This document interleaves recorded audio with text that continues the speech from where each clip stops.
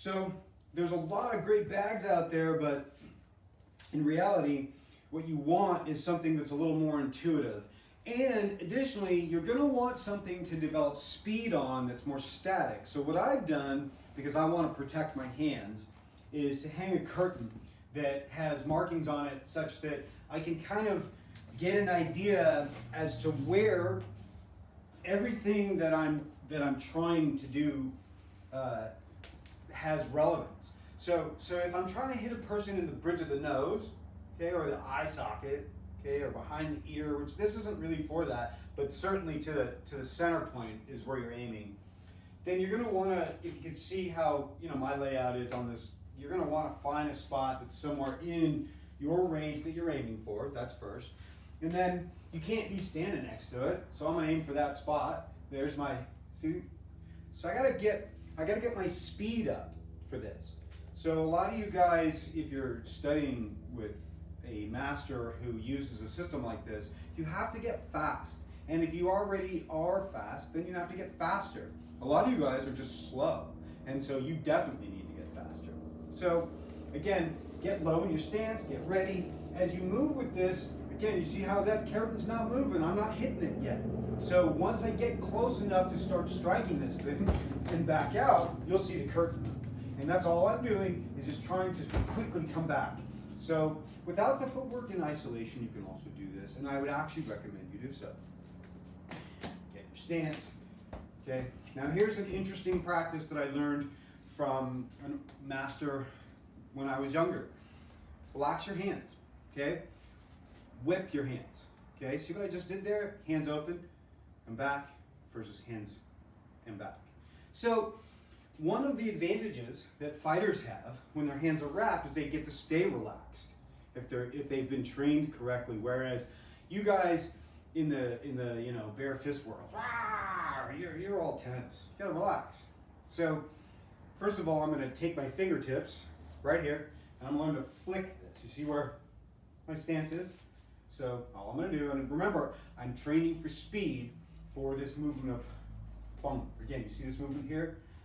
This is all I'm working on right now. Okay, so now I'm going to train for speed for that.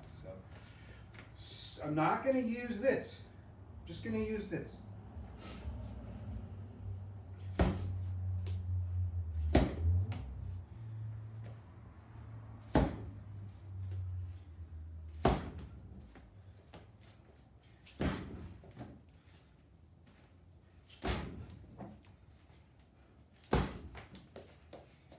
And then you switch. Okay, now I have a sore shoulder, so I'm going to start slow.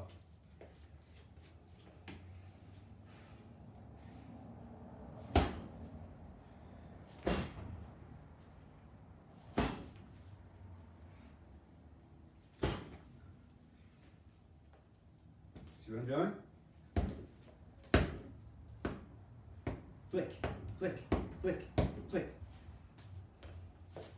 Then, once you get fairly confident, you want to move. So once you move, you're hitting that same spot and back. Get out of it. And out. And out. And out.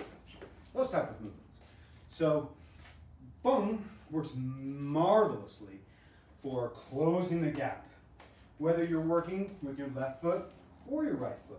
So if you have a fighter that's coming in with his left foot forward, and you have your left foot forward, a quick grab and attack will draw that hand.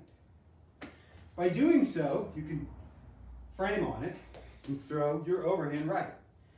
So very quickly you can develop the type of chain style for like MMA that goes with Bung into a punch and back, and then quickly out of the way with something off that left side.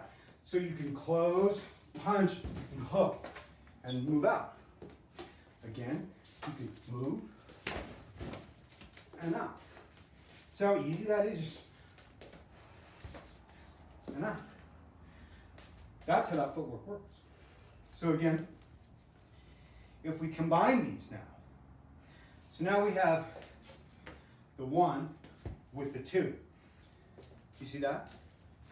So you loose out. Now we make that the 1. The back fist, we make the 2. So your opponent's coming in. You're attempting to gain some sort of leverage on them with your distance and your timing and your footwork.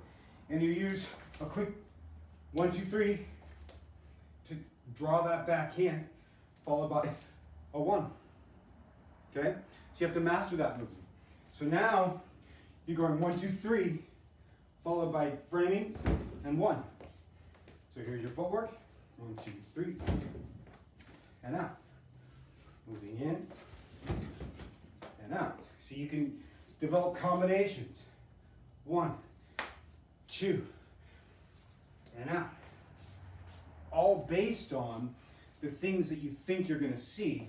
Left foot forward or right foot forward. Works the same. So 1, 2, 3, there's your due south, followed by your bung. What you're trying to do is get on the other side of that. So you can see if I got my left foot forward, if you're coming in and you're using your left hand on my forward hand, it's going to want to pull me in. I might try to throw that. You're trying to get that hand that's being thrown, or just get everything to just kind of stop in time. So when you move, you've got that first 1, 2, 3 punch, but you might just be framing on that. Okay? See the off-angle movement? So, super important to understand that. Okay? So when you move off-angle, you get something slightly different than if you just stay here. So once I've moved off-angle, though, I'm going to go here. Okay, that is your Bung Da private lesson. Okay, tell your friends, learn real praying mantis. This is where you do it. This is real Kung Fu. Take it seriously. I did. You can. You should. Train hard. Persevere.